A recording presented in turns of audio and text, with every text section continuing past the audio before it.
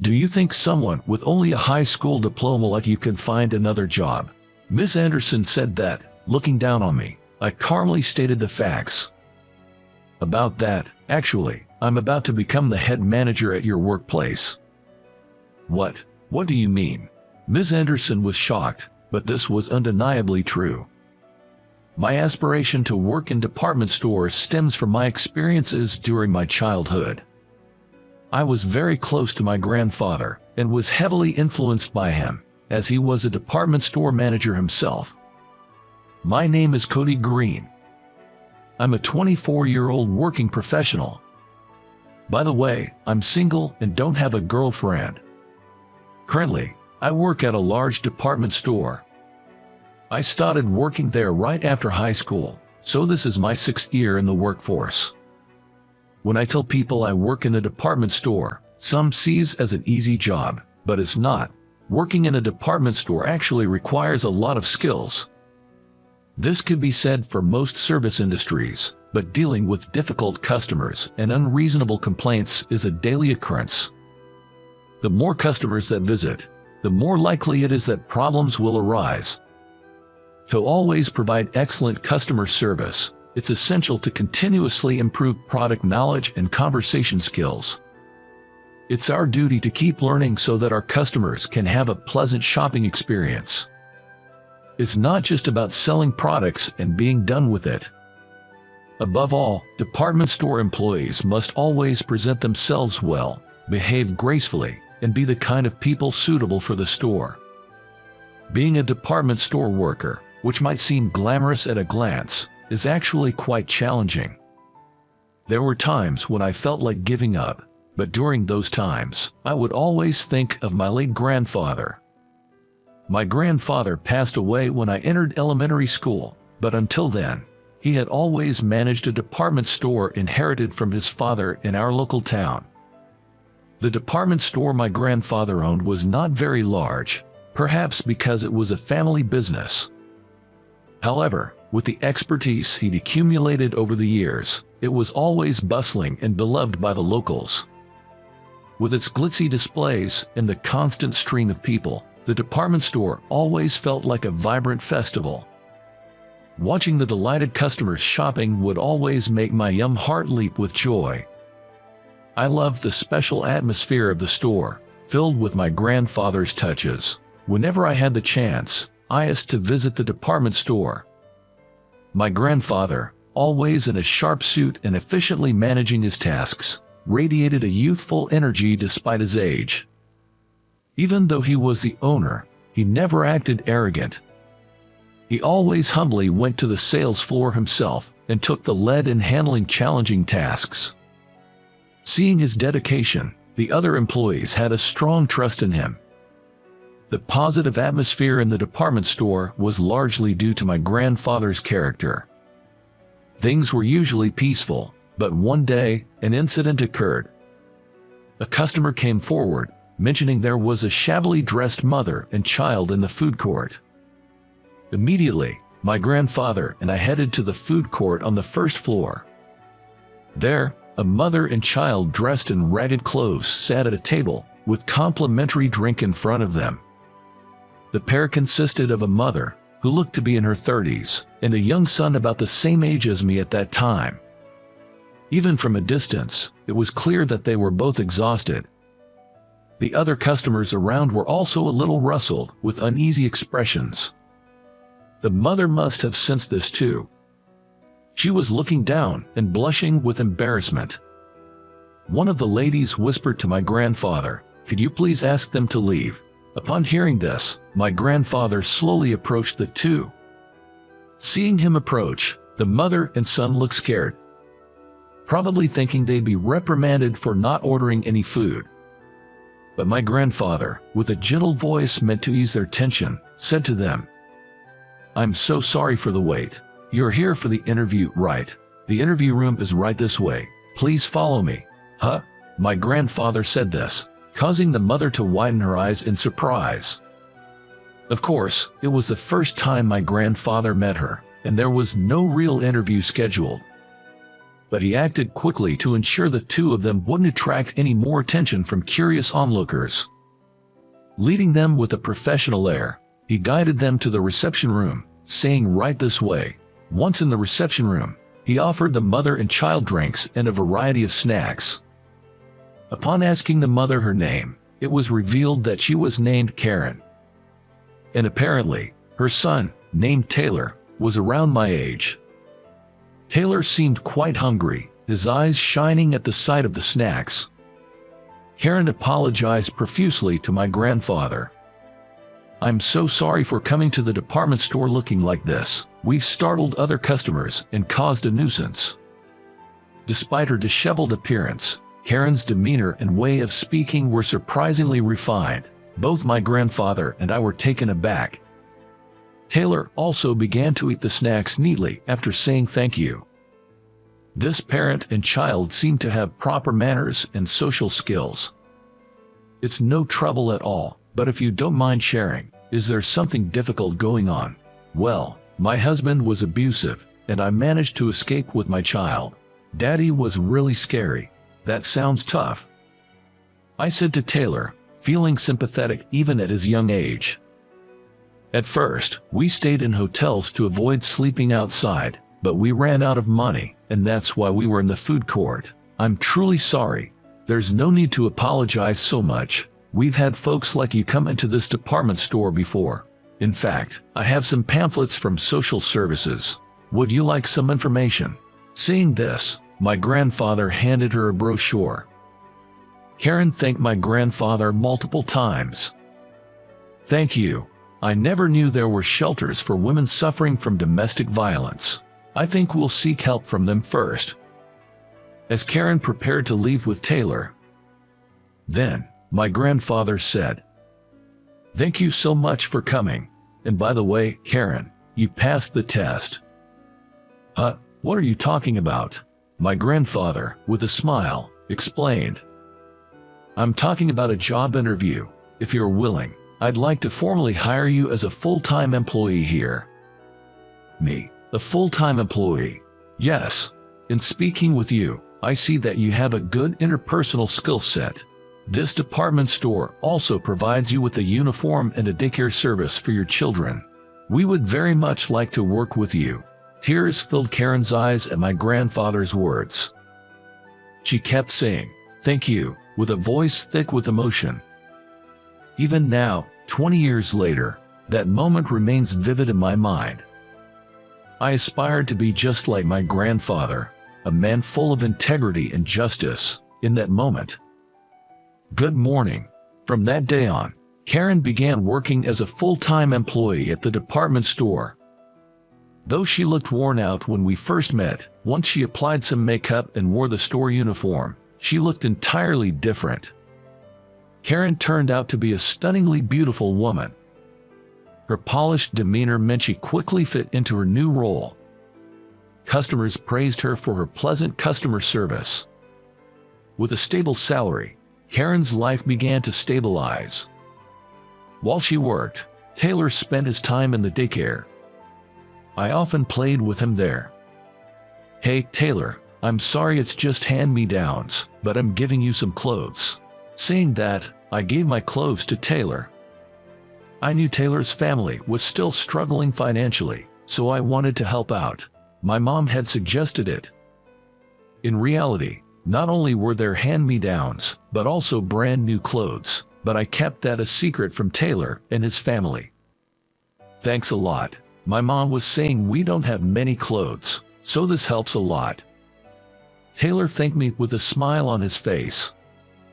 Just as his mother, Karen, was strikingly beautiful, Taylor too had a well-structured face and was quite handsome. I always enjoyed spending time with Taylor and wished every day could be like that. Unfortunately, that daily routine ended as soon as I started elementary school. 3 days after my elementary school entrance ceremony, my grandfather passed away. It was such a sudden departure that the whole department store was caught off guard. Initially, my dad took over the department store, but then a new problem arose. A nationwide chain shopping mall had opened nearby, and the customers started flocking there. The timing was bad because our store was in the middle of a management transition, which probably contributed to the problem. In the end, our struggling department store was merged into the large mall. It's all because I wasn't good enough. I've really let everyone down. My father was deeply saddened by the whole situation. But sometimes it's just bad luck. My mom and the other employees didn't solely blame my father for everything. It's sad that the memories of the department store with my grandfather are gone, but sometimes you just have to accept fate. I tried to move on from the loss of Karen and Taylor by constantly reminding myself of that. Thanks to my father's connections, Karen got a full-time job at a department store in a neighboring state. Karen came to say her thanks when she was leaving. I can't thank you enough for all the help and for introducing me to my new job. No problem at all. You've contributed a lot to the department store. Wishing you the best in your new venture. I wanted to say goodbye to Taylor as well, but unfortunately, he wasn't there. Taylor, being only 7 years old at that time, seemed unable to accept the situation. The loss of the department store, filled with memories of fun times at the daycare, seemed to have taken a toll on him. I wondered how Taylor is doing now. Even in high school, I often thought of him. Currently, both my parents work at different department stores. Unlike the time when my grandfather had a thriving business, our financial situation isn't as comfortable as before. But we're a close-knit family, and we're content with our lives. I'm sure my grandfather in heaven would want nothing more than to see us happy. Now in my junior year of high school, I've been appointed as the vice president of the student council, so I'm more motivated than ever to attend school. My friend Mike said, "Hey, Cody, you're working with Miss Anderson in the student council, right? Can you introduce me to her?" Hearing the surname Anderson, I got nervous. There's no way I can introduce you to President Anderson. She might look cute, but she's really strong-willed. In our student council, Ms. Anderson, a female student, was the president. Apparently, her father runs a law firm, so she's kind of an heiress. Our school allows casual clothing, so Ms. Anderson always dresses stylishly. Because of her beauty, she seems to pull off any outfit. Just admit it, Cody, you're just trying to get close to Ms. Anderson, aren't you? No way. Even if I tried, Ms. Anderson doesn't seem to like me at all. Indeed. Ms. Anderson has always been tough on me. One day when we were alone in the council room, I tried to strike up a conversation. I rarely talk to girls, so I'm not sure what to say. Oh, I've got it.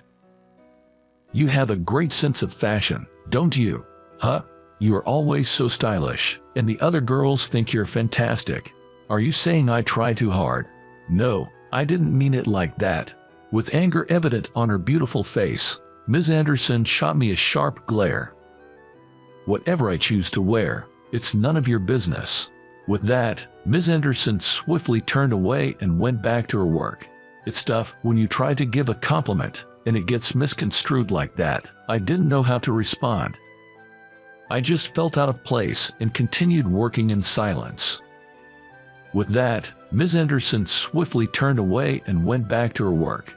It's tough when you try to give a compliment, and it gets misconstrued like that. I didn't know how to respond. There were times she just stared at me silently, and when I asked, "Is something wrong?" she quickly responded with, "Nothing at all," and averted her gaze. When she saw me talking to other girls, she promptly chimed in, "Stop chatting and focus on your work." When I shared the story about Miss Anderson with Mike, he said, "Well, Miss Anderson was chosen as the student council president, and she's pretty popular among both boys and girls. I don't think she's a bad person." That's true. Many students indeed described Miss Anderson as a very kind girl. She was excellent in her role in the student council and always got high grades. She was the most popular at school, partly because of her beauty.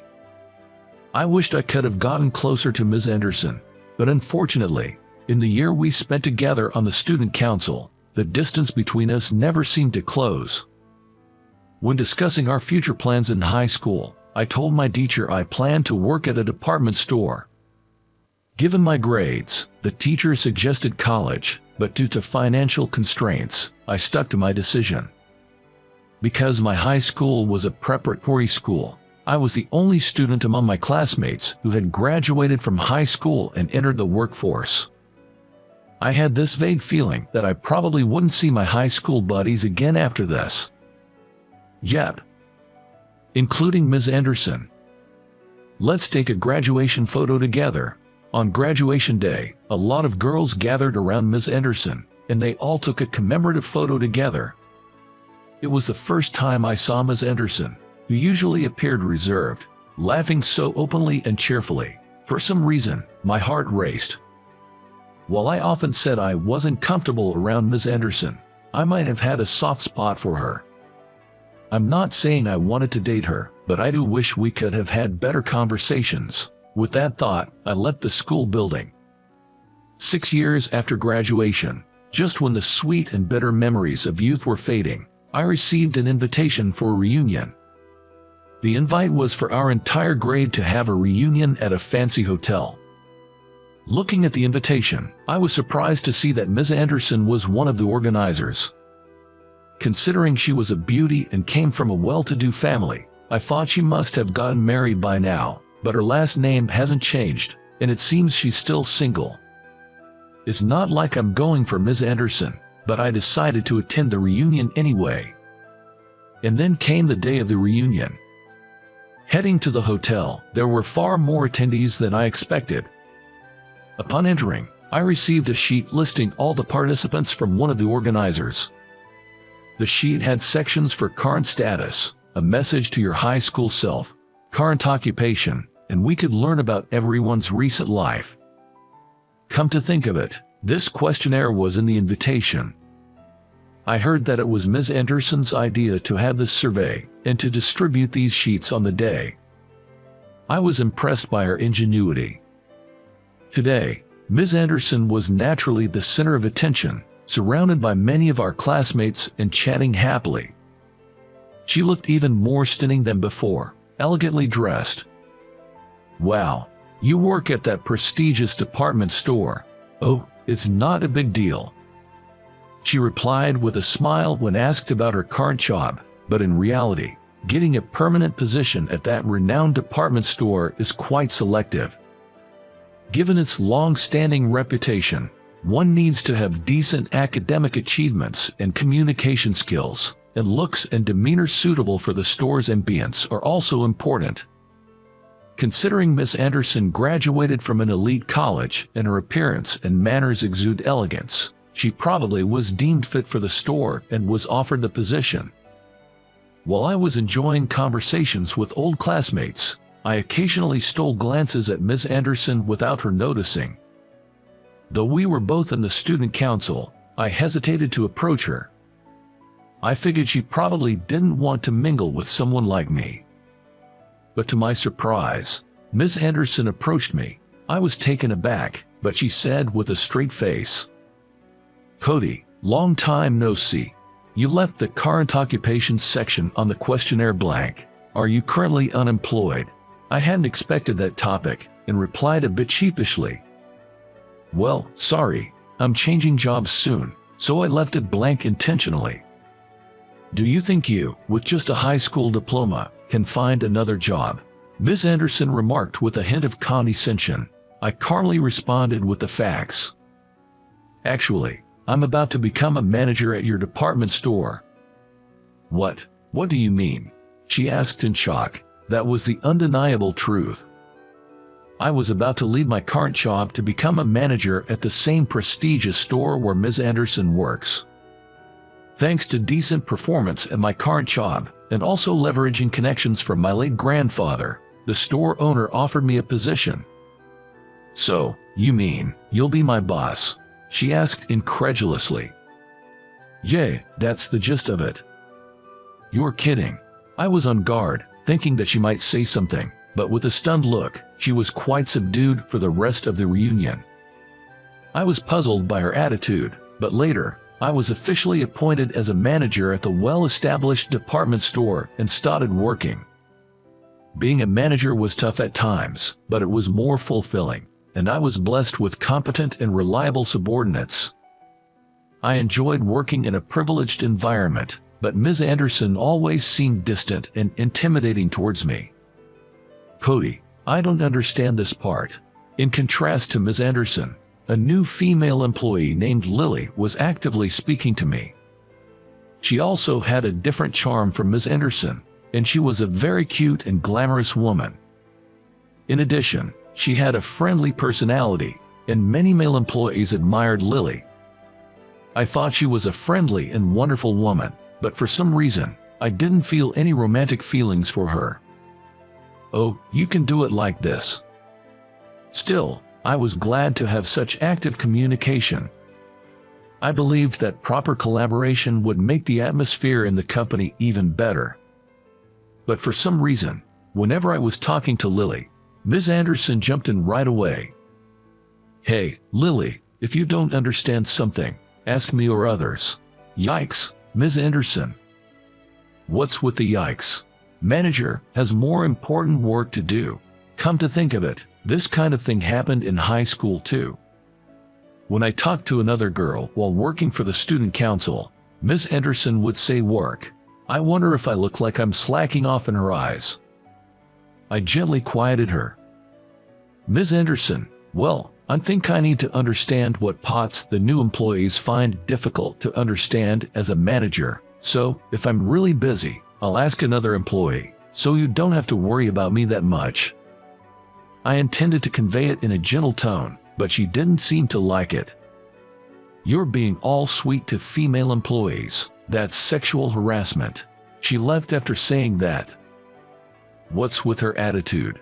I feel the same way as Lily did. I wondered why Ms. Anderson, who is usually such a competent woman, becomes emotional about me. I wondered if, just like in high school, I will continue to spend all my time like this without ever being able to understand her. I was worried about Ms. Anderson, but one day there was a drinking party at my company. The first party was held in a serious atmosphere, but as it went to the second and third parties, members were divided by department, and before I knew it, I was having a third party with members of my department. Cody, please drink more. Oh, I'm good. Lily and almost everyone else was drunk, and they drank a lot and were completely drunk. But only Ms. Anderson didn't talk to anyone and was quietly drinking by herself. I was worried about her as a manager, and I couldn't enjoy drinking as I wanted to. I wonder why I'm so concerned about her. Let's stay together tonight. Lily, you're a little too drunk. With the help of alcohol, Lily approached me more aggressively than usual. I was wondering how to deal with it when suddenly Ms. Anderson started crying. Sob. Ms. Anderson, are you okay?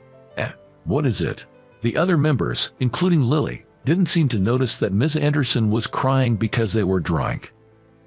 I wanted to discreetly get her out of there without anyone noticing. I told her, Ms. Anderson, you don't seem to be feeling well. I'll drive you to the station, and I left the party right then.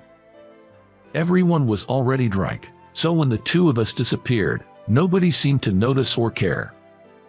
I first took Ms. Anderson to a nearby park. I figured if we sat on a bench there, she might calm down for a moment.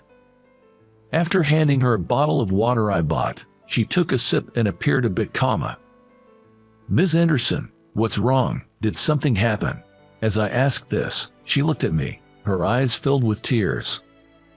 I thought Lily would take you, Cody, from me, and it made me so sad. What? The fact that Ms. Anderson referred to me as Cody was so shocking. My mind went blank for a moment. And her revelation only added to my confusion. Ms. Anderson, are you drunk? Yeah, if I wasn't drunk, I wouldn't be able to express my feelings this way. Oh, the good old days, back when all we did was innocently play together. I had no idea what she was talking about. You mean back in high school? No, when we were much younger, when you and I were in preschool. Ah, it then hit me. I realized Ms. Anderson's first name was Taylor. I had always addressed her by her last name, but she was actually Taylor. But I remembered playing with a boy. Wait, but your surname was different, and besides, wasn't Taylor a boy's name back then? Back then we were Sopo. I had a short haircut and mostly wore hand-me-downs, so everyone thought I was a boy. I wanted to tell everyone I was a girl, especially after Cody gave me his old boy clothes, but it became even harder. Also, my mom remarried, so my surname changed. I couldn't believe it. The popular girl in school, Ms. Anderson, was that Taylor? I was dumbfounded for a moment. Now that I think of it, Ms. Anderson does resemble Taylor's mom. To think that Taylor had grown up to be such a beautiful and mature woman was all too shocking. Tears rolling down her face, she continued. Remember, I never said goodbye to you in the end when we were little. I understand now, as an adult, how heartbroken I was when our favorite department store closed down. I somewhat resented you and your parents. Ms. Anderson, I know it couldn't be helped, but in high school, I hated how I treated you so coldly.